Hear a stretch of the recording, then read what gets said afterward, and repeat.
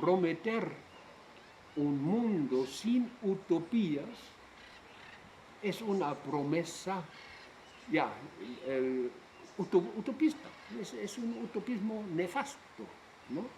El problema es cómo relacionarse con lo utópico, no votar las utopías, sino tener una relación crítica con el mundo utópico en sus varias formas y sus varias apariencias que aparecen, ¿no? Ahora, en cuanto que el otro es transformado en un malo, que es mal porque es malo, no por error. Él quiere lo malo y por eso es malo. Entonces se transforma en un ser humano, ¿no? Ya vimos con Reagan, un cáncer, algo por extirpar. Y aparece la figura del otro como figura por extirpar. When great forces are on the move in the world, we learn we're spirits, not animals. And he said there's something going on in time and space and beyond time and space, which, whether we like it or not, spells duty. You and I have a rendezvous with destiny. We'll preserve for our children this, the last best hope of man on earth, or we'll sentence them to take the last step into 1,000 years of darkness. Reagan era un gran mitólogo, ¿no? Él sabía hacer mitos y manipular mitos.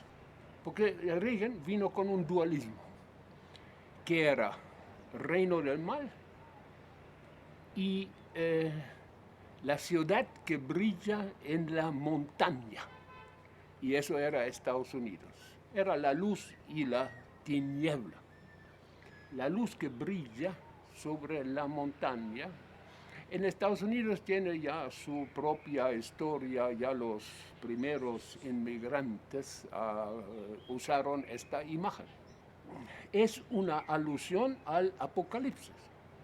Y Reagan tenía muchas raíces en el fundamentalismo apocalíptico, que había surgido en los Estados Unidos y que se había hecho muy fuerte en los años 70. Y en el centro del Apocalipsis, digamos, la tradición popular pone el milenio, el reino de 1000 años. Pero el reino de los 1000 años, en una larga tradición, es la utopía. Se puede decir muchas de las grandes utopías de la modernidad, inclusive anarquismo, comunismo, son mitos de secularizaciones de este mito.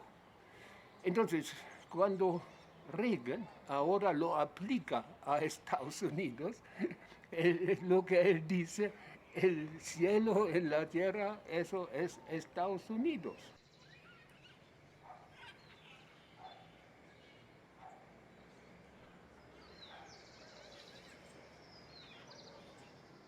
La Guerra Fría, en sus mitos y sus ideologías, tiene un centro.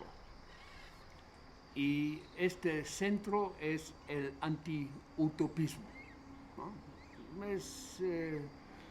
Y el pensamiento anti-utópico, eso crea Karl Popper.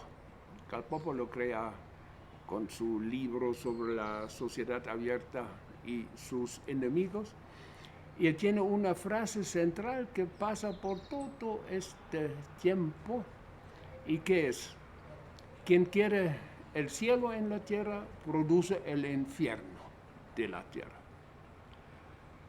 Entonces, el pecado original, digamos, de la guerra, de este momento, es tener utopía. La utopía como lo nefasto es la utopía del comunismo, que es anarquismo, comunismo, una gran utopía que nace a partir del siglo XVIII, XIX, y que es parte de la modernidad. Sin embargo, ha aparecido en la Unión Soviética una determinada manera de interpretarla y Popper lo aprovecha como toda la derecha ya desde la Primera Guerra Mundial, lo aprovecha para declarar al otro utopista. Cuando Popper hace eso, da una estructura mítica a la Guerra Fría de parte de Estados Unidos y penetra por todos lados. Y hay una cosa que ahí se escapa completamente, es la vigencia de utopías de parte de los conservadores, de parte de la derecha, y especialmente la gran utopía del mercado. No la mencionan, nunca hablan de ella. La utopía del mercado que dice el mercado tiene una mano invisible que lo corrige automáticamente por una autoorganización del mercado. El mercado lleva al cielo, si quieren, lleva a los límites del reino de Dios, como después el presidente del Fondo Monetario Camdessus lo expresaba. Este anti-utopismo pierde mucho de su vigencia con la estrategia de globalización y con el gobierno de Reagan, y está enfrentado al reino del mal. Y el reino del mal está centrado en Moscú, pero la tentación del reino del mal está en cada uno. Y la tentación que viene del reino del mal es intervenir los mercados, controlar los mercados. Y como en los mercados está el poder, controlar el poder. La democracia entonces es transformado cada vez más en pantalla, porque el gran poder la puede manipular. Por eso el lenguaje de Reagan empieza a ser el lenguaje del cáncer. Lo que peligra al milenio que está concentrado en Estados Unidos y en el mercado, lo que lo amenaza es cáncer. Y cuando se hace el golpe militar en Chile, se dice que se trata de comunismo, y comunismo es un cáncer, es una enfermedad. Eso es algo por extirpar.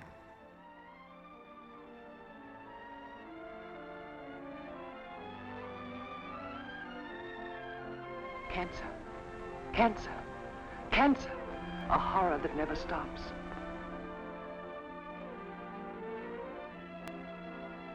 Mankind has survived all manner of evil diseases and plagues, but can it survive communism? When a disease like communism hangs on as it has for a half a century or more, it's good now and then to be reminded of just how vicious it really is.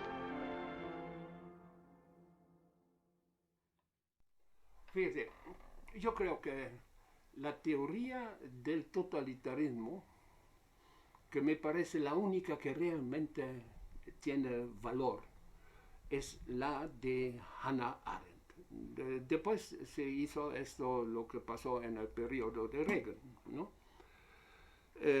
Lo define por un terrorismo del Estado que se irracionaliza y al cual todo el mundo potencialmente está expuesto, aunque determinados grupos no.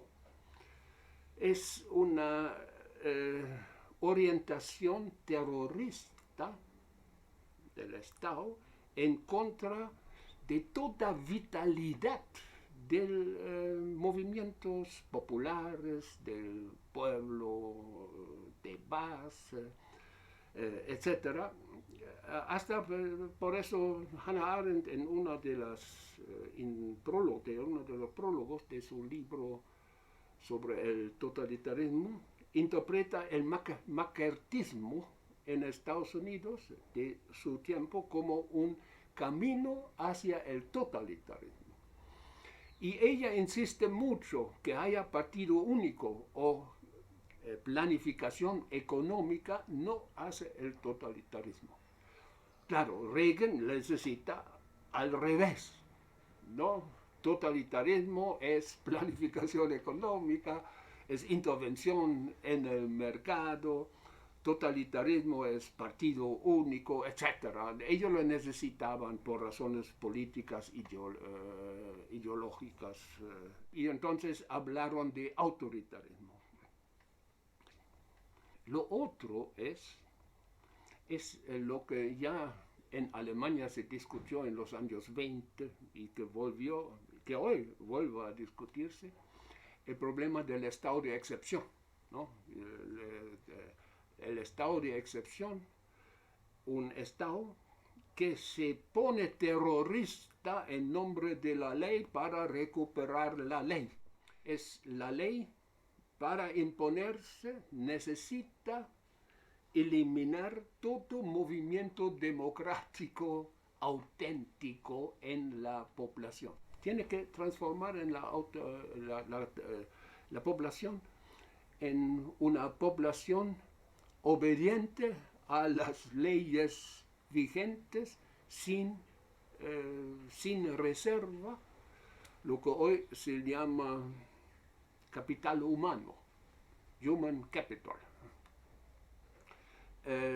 Y en cuanto que se va hacia eso, se necesita por lo menos un periodo de terrorismo del Estado totalitario para volver a instalar la ley en toda su crudeza. Y la ley es otro nombre para el mercado.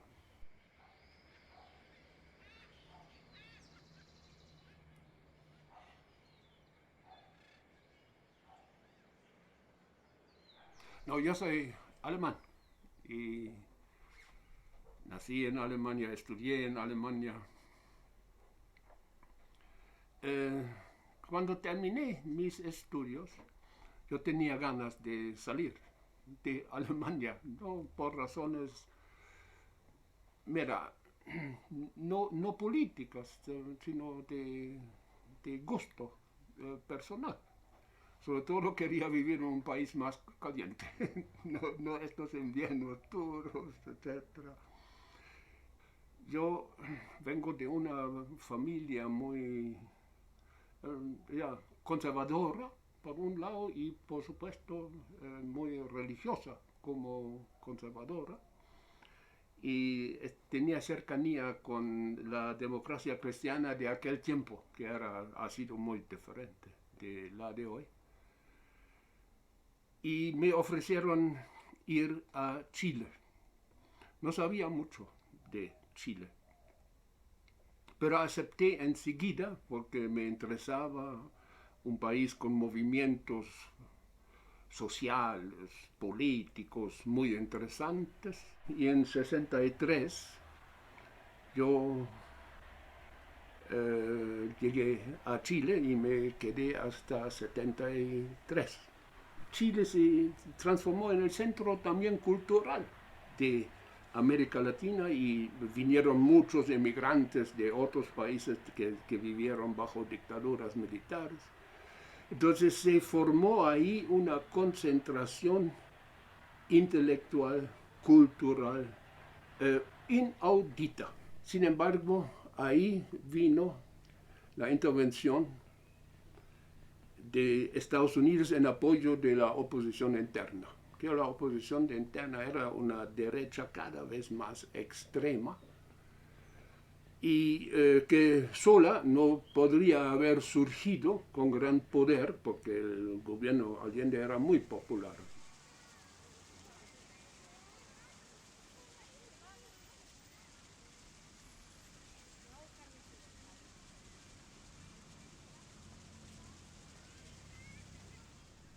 Es casualidad que hay dos 11 de septiembre, el de 73 y el de 2001, pero a la vez tiene un carácter simbólico.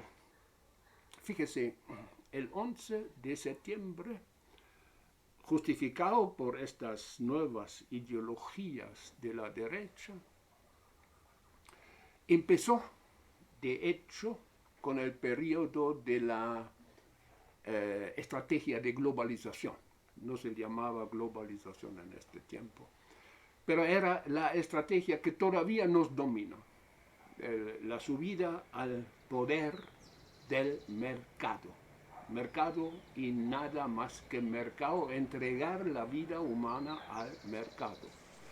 Yo creo, si queremos saber cuándo empieza, tenemos el 11 de septiembre de 1973 en Santiago de Chile. Tenemos un grupo de economistas de tipo neoliberal y que se pudo imponer con esta estrategia. That the objectives were valid, and you share them. Absolutely. Now, if you share them, how would you have achieved those objectives? The only way you can achieve them, How? in my opinion, which is by voluntary cooperative action. You see, I think there's been one underlying basic fallacy in this whole set of Social Security and welfare measures, and that is the fallacy, this is at the bottom of it, the fallacy that it is feasible and possible to do good with other people's money. Now, you see, that view has two flaws. If I'm going to do good with other people's money, I first have to take it away from them. That means that the welfare state philosophy of doing good with other people's money, at its very bottom, is a philosophy of violence and coercion. It's against freedom, because I have to use force to get the money. What do you think of the Chilean election, political election?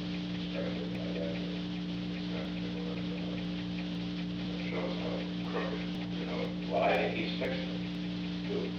But he has to decide to do it, and He's playing it smart. he controls all the media. Oh, yeah.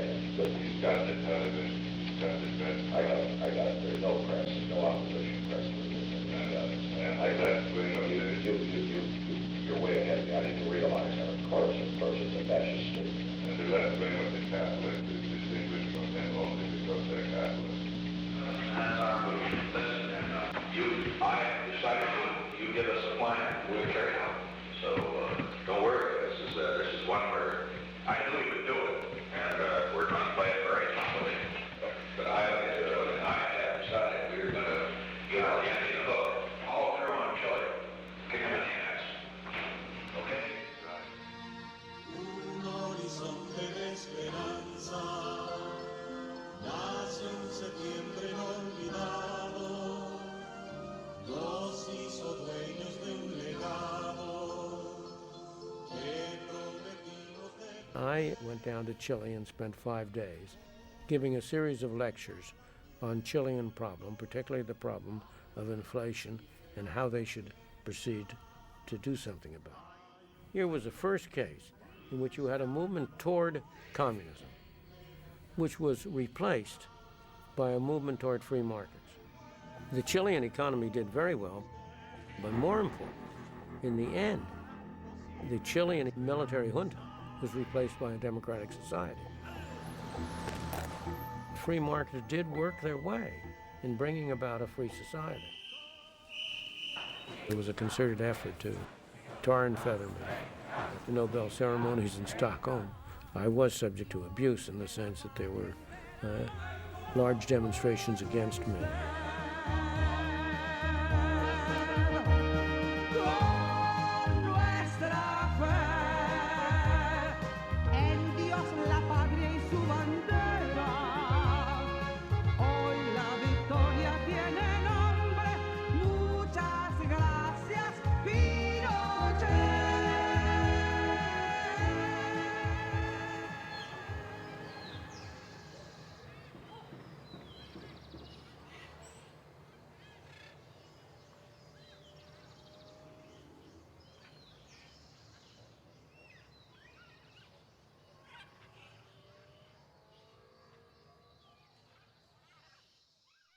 Si uno quiere explicar que Allende gana las elecciones, hay que mencionar la gran participación que tenían los grupos cristianos, ¿no? De la teología de liberación que se desarrolló sobre todo en estos años 60 para seguir después y hasta hoy. Es decir, el cristianismo se dividió. La fuerza de esta teología de liberación y de los grupos de base, que con mucha vitalidad se presentaron, es parte de la dinámica del movimiento de Allende. Pero en cuanto que se polarizó el país, y aparece ahí entonces una teología muy cercana muchas veces con el Opus Dei, que desarrolla una agresividad muy especial, una agresividad que mucho se ha jugado en el pasado, del cristianismo, que es la agresividad que se fomenta al declarar al otro crucificador de Cristo. La propaganda de la crucificación de Cristo por la unidad popular era una propaganda sumamente amplia.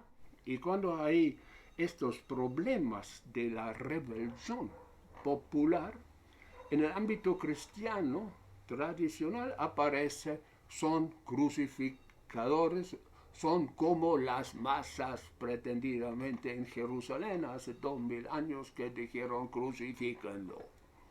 Surge en el siglo III, IV, cuando el cristianismo, se dice siempre el imperio es cristianizado, de hecho es al revés, el cristianismo es imperializado. Y ahí aparece este dualismo en el interior del cristianismo, que hoy es entre este cristianismo conservador, anticrucificador, que siempre tiene sus crucificadores, y la teología de liberación. Latin America, why don't you explain Latin America? Because Latin America in the 80s and 90s, the church actually was the thing that they used to be able to have this really take off. This is probably the most successful of liberation theology, correct? Yeah, one of the odd infiltrations of Marxist thought and theology happened in Central and South America, right in the church, and it was really the fantastic work of the current Pope, who actually rooted out liberation theology from that region, and that's something that we talk about at the Acton Institute all the time. That's a very good resource for that. Okay, so Ratzinger, he was the prefect of the congregation in 1981.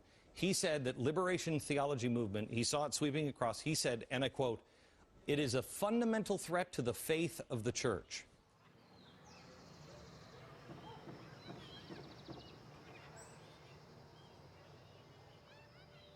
Hay una teología de la liberación que en esta forma surgió en los años 60, 50, 60, y tenía una clave, que era lo que llamaron la opción por los pobres, o citando a San Pablo, ¿no? Los elegidos de Dios son los plebeyos y los despreciados, ¿no? Ya en San Pablo tenemos eso, pero la recuperó la teología de liberación y puso eso en el centro. También tiene eso el sentido, no hay igualdad real entre los humanos sin opción por los pobres. Si Dios es el Dios de todos, tiene que tener la opción por los pobres. Si no lo tiene, es el Dios de los ricos y no es el Dios de todos, ¿no? Eso es central en la visión de la teología de liberación. Y ahí ver el sistema capitalista, hoy es el sistema capitalista, he visto como un sistema destructor de las relaciones humanas, de explotación, de producción, de pobreza. Cuando más riqueza produce, más pobres produce a la vez. Y otra dimensión es la responsabilidad para el otro, siempre visto a partir del pobre. Dejar morir es matar. Tomamos eso en relación a los países completamente marginados. Dejarlos morir es matar. Y entonces tenemos un sistema que mata al dejar morir. No, eso es como teología de liberación. Y siempre ahí vino el reproche, no sé por qué es reproche, que la teología de la liberación toma muchas ideas de Marx y del pensamiento de Marx, sobre todo el pensamiento de Marx. Es algo curioso. El gran pensador del humanismo y de la justicia, de la modernidad, se llama Marx. Eso es Marx, es el hombre que promueve un humanismo profundo y real. Para ser humano hay que hacer estructuras que son compatibles con una vida humana. Y entonces hay que cambiarlas. O governador do estado de Nova York, Nelson Rockefeller, acompañado de sua comitiva.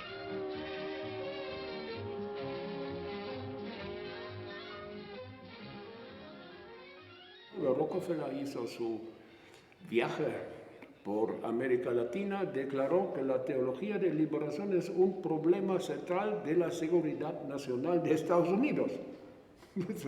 Eso es agresivo hasta lo último. Una cosa que llama, por supuesto, ahora a enfrentarlo.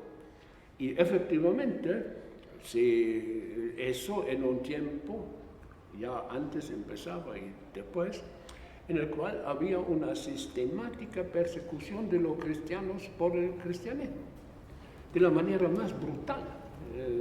Si quieren compararlo con la persecución de los cristianos del primero y segundo siglo, lo van a entenderlo enseguida que es del mismo tipo.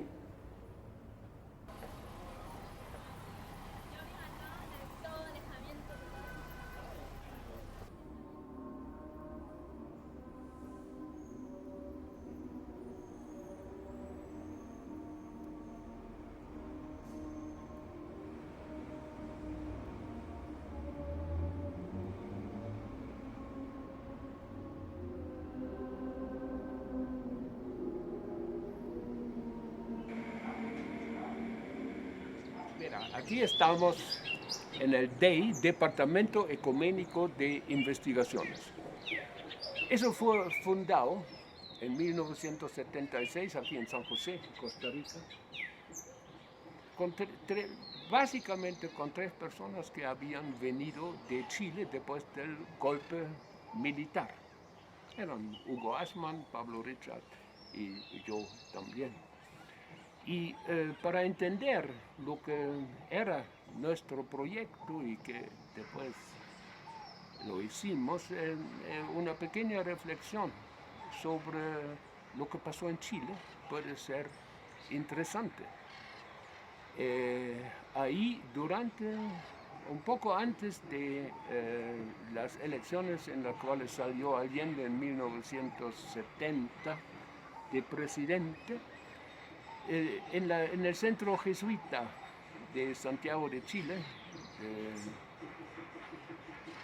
Belamino, Centro Belamino se llamaba, ahí se empezó con el tipo de cursos que después lo recuperamos aquí. Eran cursos para gente que venía de la tradición cristiana,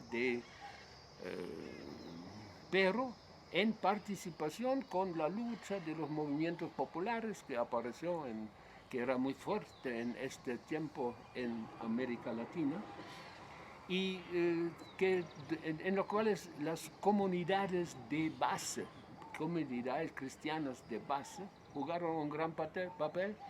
Son comunidades que muchas veces se desarrollan a partir de parroquias, pero que unen gente que está en estos movimientos populares y para la reflexión de sus problemas, pero también la reflexión teológica. Y en estas comunidades jugó un gran papel la teología de la liberación que estaba desarrollándose.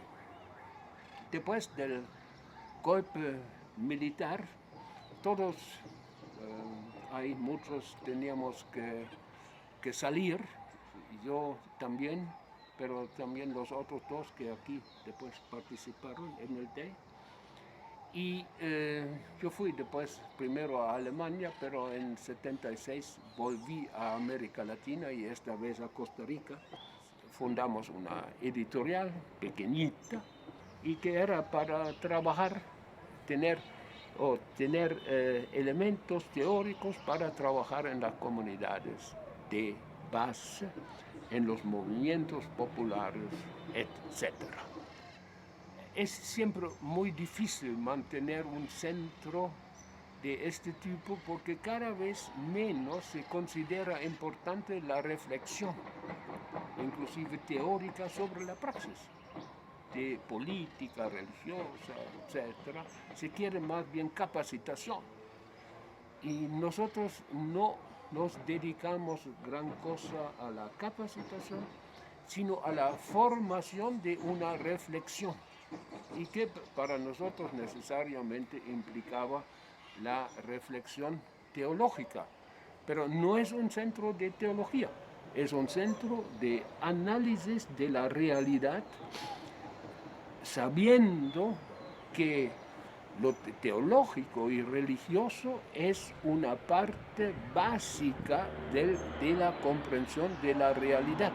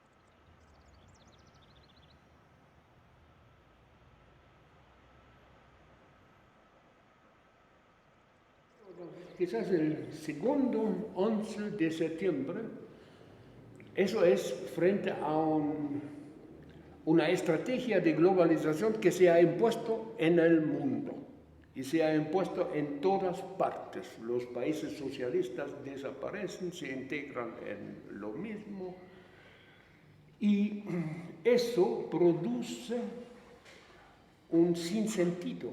¿Y qué es eso? Lo que lleva a este vaciamiento. El capitalismo mismo se vacía. Las grandes inversiones del capitalismo son inversiones especulativas. Si quieres, es la gran corrupción. La corrupción de los grandes ejecutivos de las empresas, etc. Pero es una corrupción que es muy específica. Eso de los premios, de $200 millones, premio para un año, etc. Es una corrupción que es legal. La ley se vacía frente a la gente, porque siempre los crímenes más grandes que hoy se cometen no violan leyes. La corrupción a estos niveles no viola ni una ley. La destrucción de la naturaleza no viola ni una ley. la exclusión de la mitad de la población a la miseria no viola ni una ley. Estamos vaciando lo que para el Occidente ha sido tan central, la ley. La ley se transforma en algo, lo que se decía sobre la especulación financiera, un medio de destrucción masivo. Los medios de destrucción masivo pueden ser armas, pero la propia bolsa y los bancos se han transformado en medios de destrucción masiva, y es el propio Stiglitz que usó esta palabra. Es decir, las instituciones se vacían de una manera tal que se transforman en medios de destrucción masiva. Y nosotros lo discutimos ahora mucho, cómo desarrollar la teología de liberación que responde a este profundo nihilismo de nuestro sistema, y que no es un nihilismo de Estados Unidos, o de Europa, o de China, etc., es de todos. Hay un vaciamiento. Sabemos ya las tasas de crecimiento, que se expresan con la idea de un progreso infinito, es vacío. Todo es vacío, ¿no?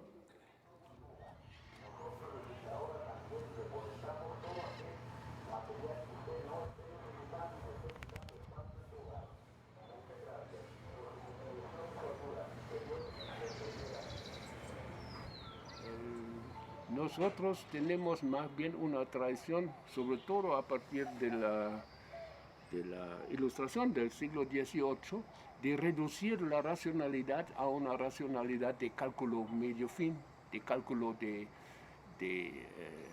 intereses particulares, de cálculo de objetivos parciales, etc.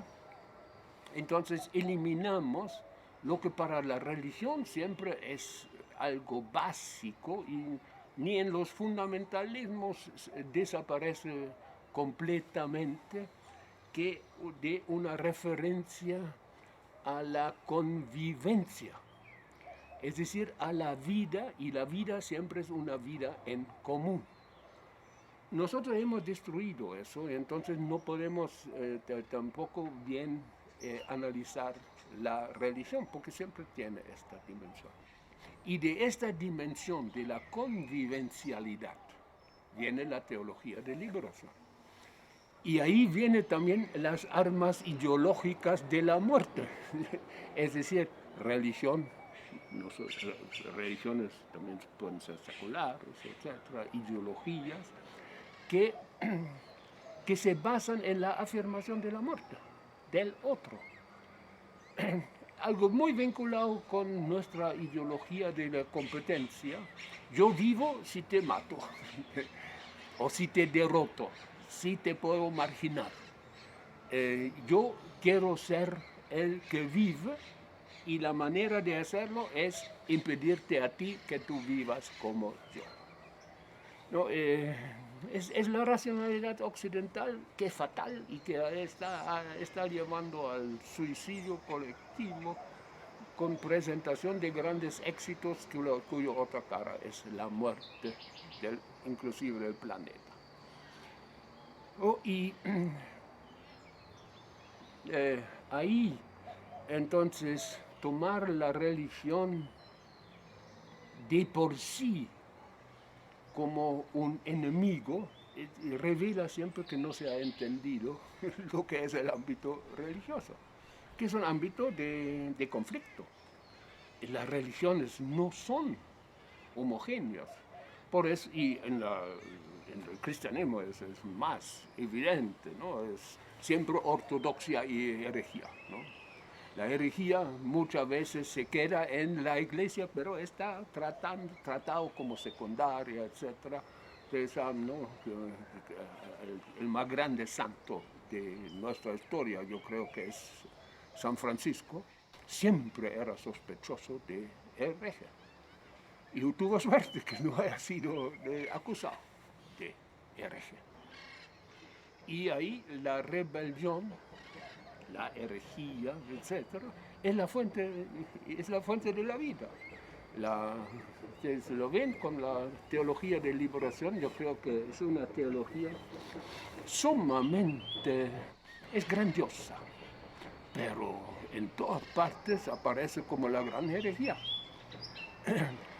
Que aparezca como la gran herejía es más bien la prueba que está muy buena. Todos los grandes movimientos fueron herejes. Yo mencioné el franciscano, hasta de los dominicos, Tomás de Aquino, siempre estaba en peligro de ser llevado como hereje. Por todos lados, los grandes movimientos son herejes y el propio cristianismo es herejía del judaísmo. Entonces, ver la religión como tal fenómeno.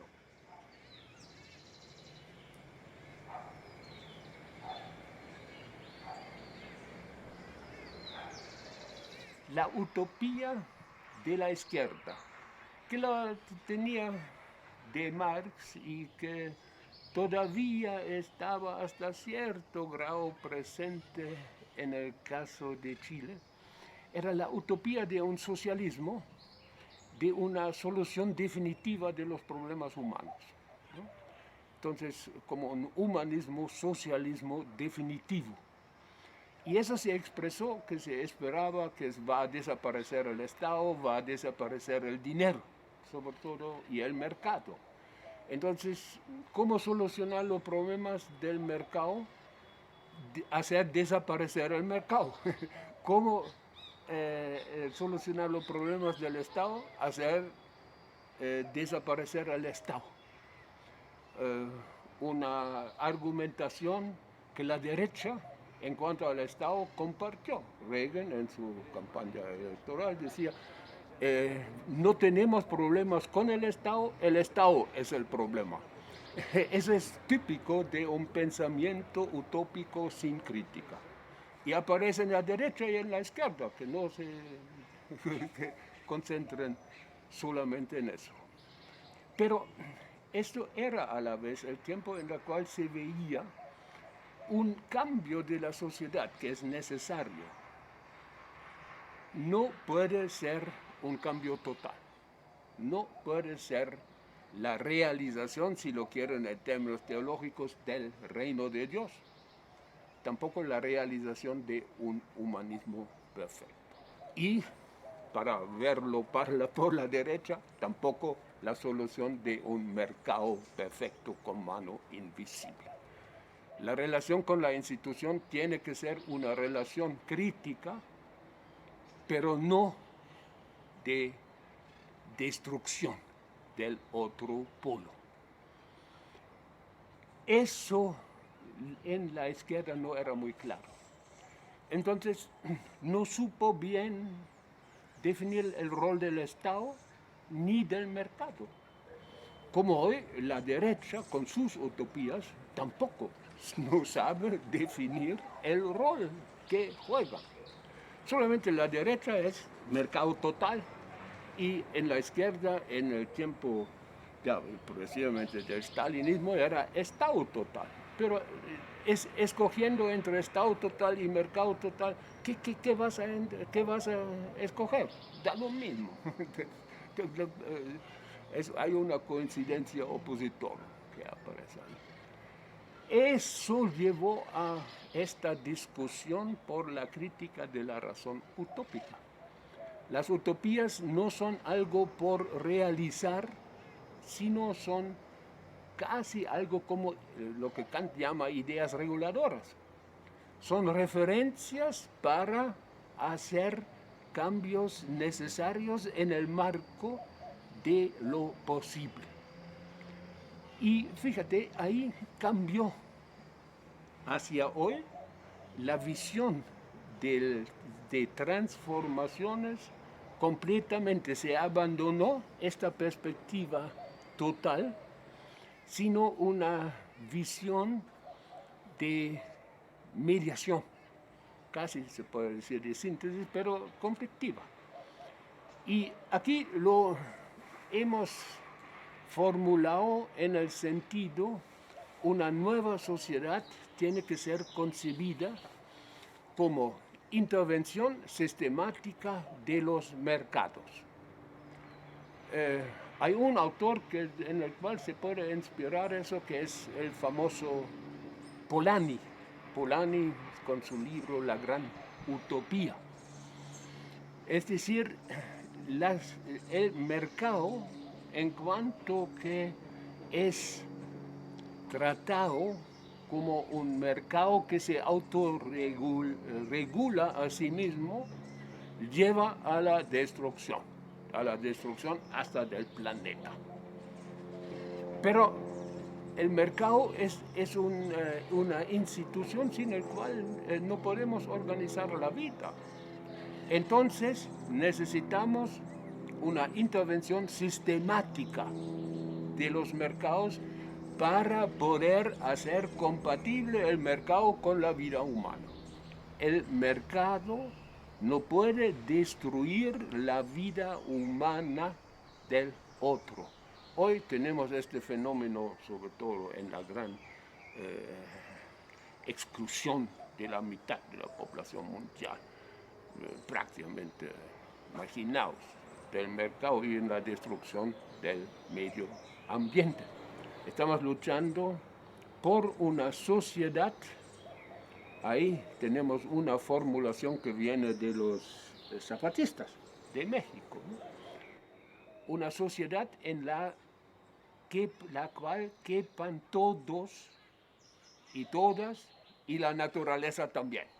Entonces, abandonar la idea de la revolución total, pero no la idea que pueda haber otro mundo como el reino de Dios, etc.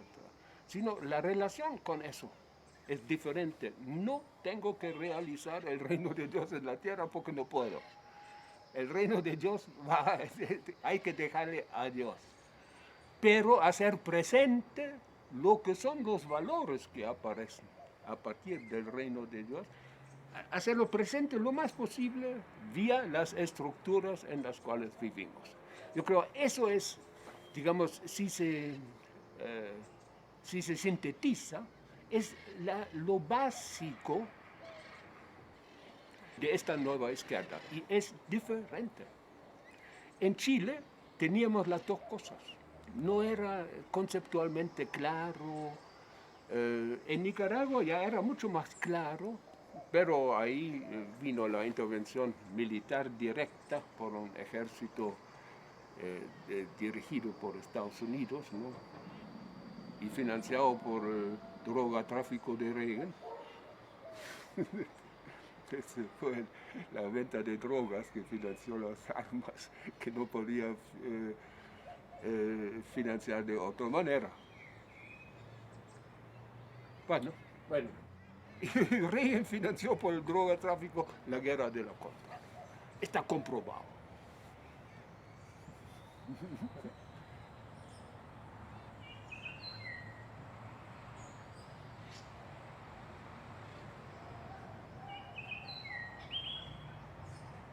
Y, por ejemplo, tenemos aquí a Franz Hinkelamer. Mira, todo nuestro pensamiento económico dominante, digamos, de las escuelas, es un pensamiento de racionalidad instrumental. Es decir, la empresa es racional cuando hay ganancia. Una acción es racional cuando plantea una relación medio-fin aceptada. Cuando corto la rama de un árbol, yo tomo un serrucho, lo afilo bien, inclino bien el serrucho y lo corto. Y perfecto, la racionalidad instrumental. Pero una cosa no puede discutir la racionalidad instrumental. Si estoy sentado en la rama o no estoy sentado en la rama. Es igual. Si estoy sentado en la rama, igual corto la rama que si no estoy sentado en la rama. Y los dos casos es igualmente racional en términos de esta racionalidad instrumental. Sin embargo, es una locura cortar si yo estoy sentado en la rama.